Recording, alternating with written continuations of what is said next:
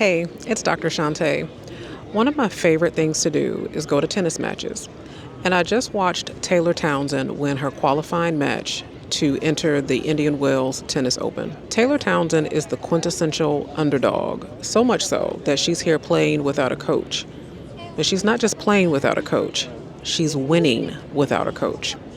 Most people think that being the underdog is a distinct disadvantage. They think that the people with the money, the connections, the pedigree, the perfect resume are the ones that are going to win, are the ones that are going to make it. But Taylor and history proves that that's not always the case. Sometimes it's the underdog that comes out on top because underdogs have advantages that most people overlook. And we're going to talk about 3 of those advantages in this episode. Keep watching. The biggest advantage to being an underdog is that underdogs have freedom that the top dog doesn't, okay? When you are an underdog, people don't expect much of you. They expect you to lose. They expect you to fail. They're not checking for you.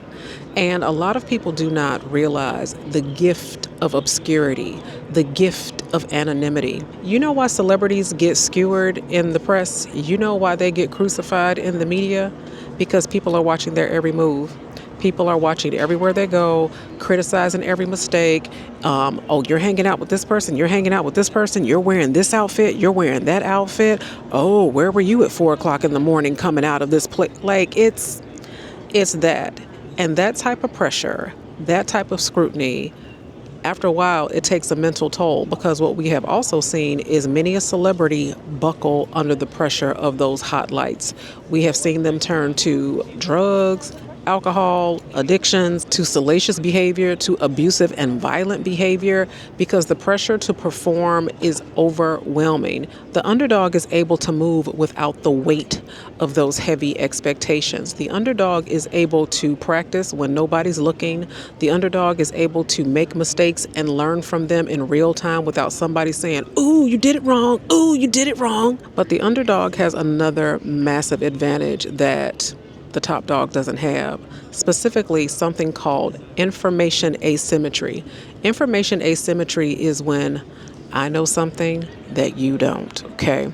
And so something I talked about recently on one of my YouTube shorts is something called a black swan. And a black swan is a term used in FBI negotiations that it is a key critical piece of information that if it was known by the hostage negotiator, that it would completely change their read of the situation. It would completely change their approach.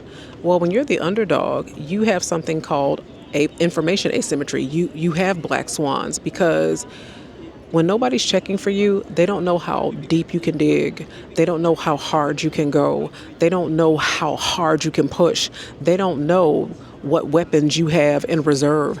They don't know your game. But when you think about Tiger Woods' golf swing, or you think about Kobe's jump shot, which is really Michael Jordan's jump shot, and I'm always going to give the credit to Michael Jordan because I'm from the south side of Chicago, and Kobe is basically Michael Jr., argue with your mama, okay? But yeah, when you are the top dog, once you reach a certain level, people study you because they're trying to copy you and they're trying to emulate you. But when you are the underdog, you get to fly under the radar. You get to go out in public without cameras in your face. And so one of the biggest advantages of being the underdog is freedom. Another huge advantage to being the underdog is psychological resilience, because people are always talking crap about you. People are always underestimating you. People are always discounting you. People are always giving you the treatment like, sorry, no, you go through that entrance. And because of that, you have had to build the muscle to overcome.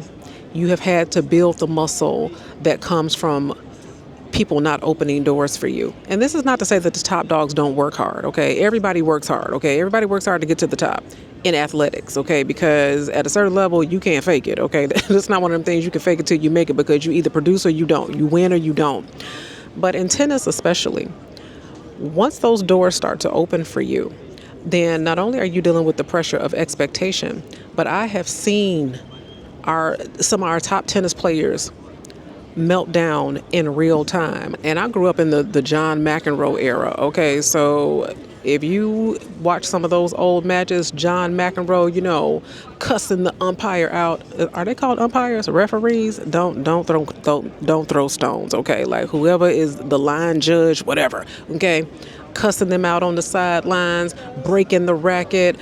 Serena, Coco, Andre Agassi, Medvedev, every last one of them, Carlo Alcaraz, they all have had their moments, okay? Naomi Osaka has been very public about how difficult it is to battle in real time, okay?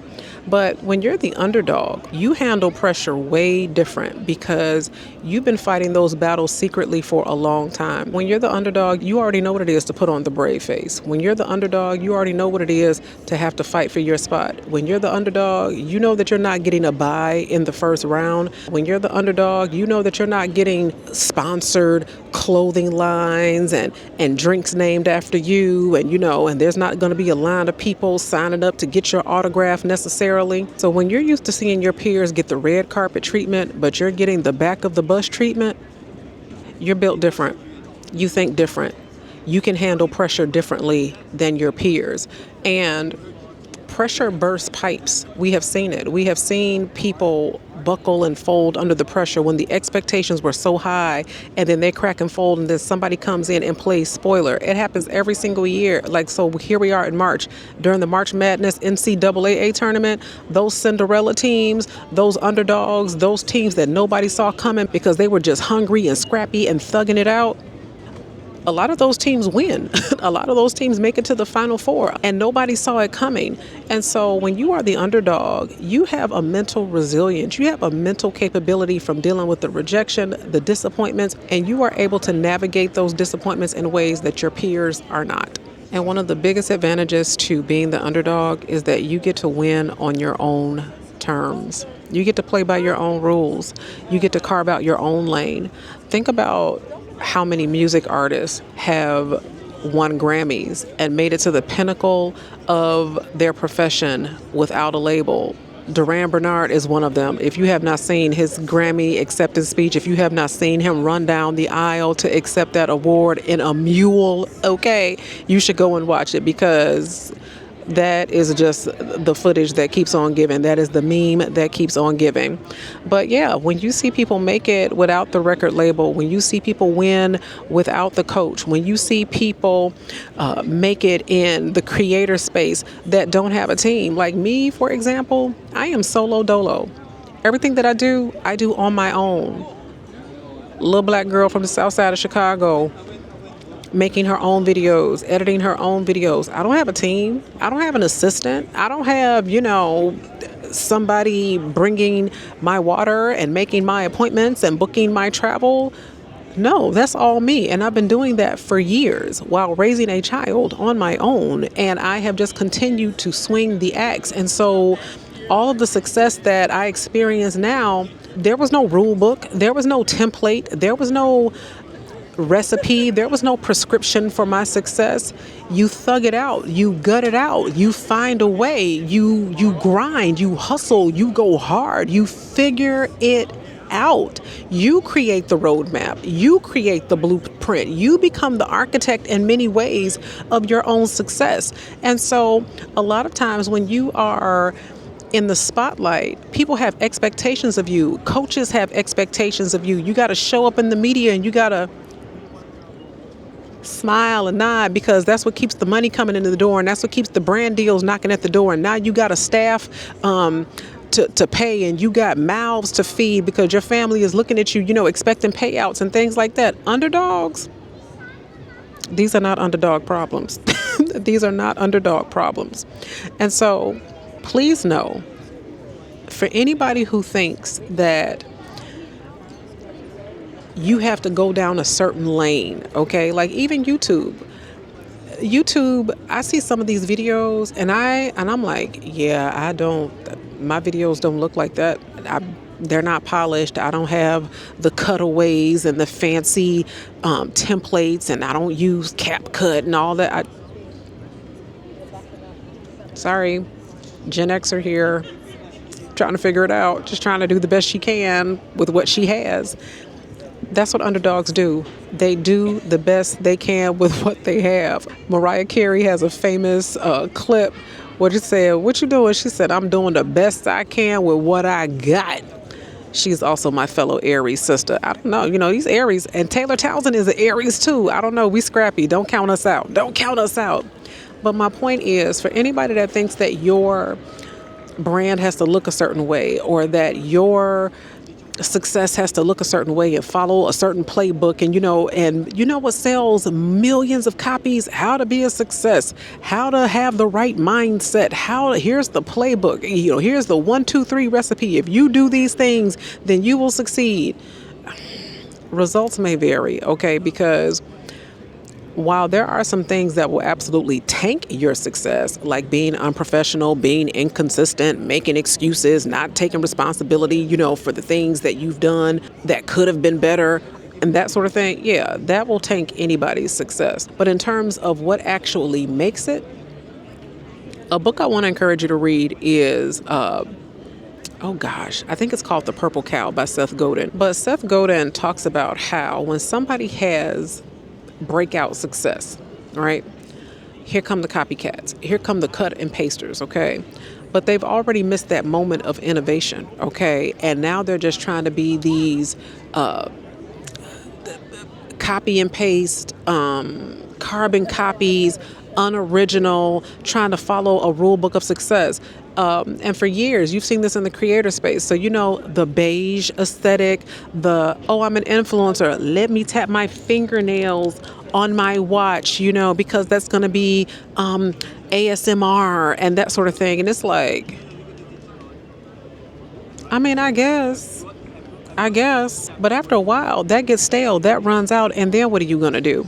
And now you're sitting up here scrambling for ideas. This is why so many people steal other people's content. This is why so many people hijack other people's stilo, okay, swagger jackers, because they don't have original ideas. They just wait for somebody else's stuff to pop off, and then they try to run and copy and do that same thing. But when you don't have the original juice, when you don't have the original playbook, when you don't have the original ideas, hello AI, when you don't have the original ideas, eventually you're going to run out of material. And so as an underdog, it's okay not to do what everybody else is doing. It's okay to paint outside the lines. It's okay to not have all the pressure in your face, because that means that you get to win on your own terms, and can't nobody take credit for it but you. So that's going to do it for me. I don't know who I think I am, out here on the field trip trying to film content. I hope you all can hear all this. I hope it's clear and all the things, because y'all know this is not what I do. I am doing a tennis series though. So for those of you who don't know, or those of you who are new to my channel, I created a framework. It's called The Bar. It stands for Talking, Hobbies, Experiences, Body Awareness, Arts, and Reading. There's a whole series about it. There's a whole playlist, so make sure you check that out. But this is the E part of that framework. It's about the experiences. And as someone who goes to major tennis events as a newbie, okay, because I haven't been doing this for years and years. I've just been doing it for like this past year. So this last year and this year is me kind of expanding my portfolio, kind of collecting these events like infinity stones. And I have so much great advice for the newbies, for the people who want to dip their toes into this water. And I'll be doing a series on that, but that comes later. So thank you so much for tuning in. Thank you for watching. If you've got this far, make sure that you subscribe, that you engage. What are your experiences with being an underdog? I would love to hear all about it, and I will see you next time.